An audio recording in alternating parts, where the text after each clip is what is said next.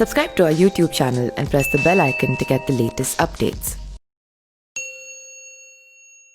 रामायण की कथा में भगवान राम, माता सीता, हनुमान जी, भरत, लक्ष्मण और सुग्रीव जैसे कई महान नाम सामने आते हैं, लेकिन लक्ष्मण की पत्नी उर्मिला के महान त्याग के बारे में बहुत कम लोग ही जानते हैं।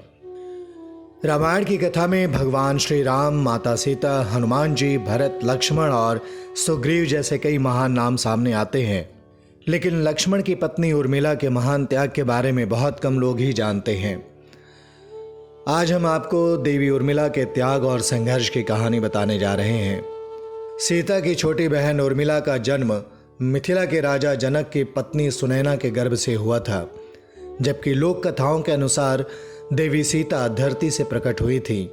सीता स्वयंवर के दौरान भगवान श्री राम के साथ माता सीता का विवाह तय होने के बाद लक्ष्मण का विवाह उर्मिला से, शत्रुघ्न का विवाह श्रुतकीर्ति से और भरत का विवाह मांडवी के साथ करने का निश्चय किया गया।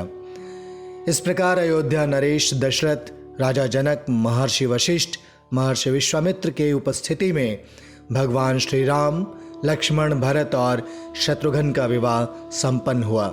रामायण कथा के मुताबिक जब भगवान श्री राम के साथ लक्ष्मण और माता सीता 14 वर्ष के लिए वनवास जाने लगे, तब लक्ष्मण को इस बात का डर था कि कहीं उर्मिला भी माता सीता की तरह साथ में वन चलने का निश्चय न कर लें। इसीलिए वन जाते समय लक्ष्मण जी ने अपनी पत्नी उर्मिला से कहा कि इस कठिन समय में तुम्हें पूरे परिवार समेत अयोध्या नगरी का ध्यान रखना है। चूंकि उर्मिला नहीं चाहती थी कि वो अपने पति के कर्तव्य पालन में बाधा बने, इसीलिए उर्मिला लक्ष्मण जी से यह वचन लेती है कि वनवास के 14 सालों के दौरान वो अपनी पत्नी की चिंता नहीं करेंगे।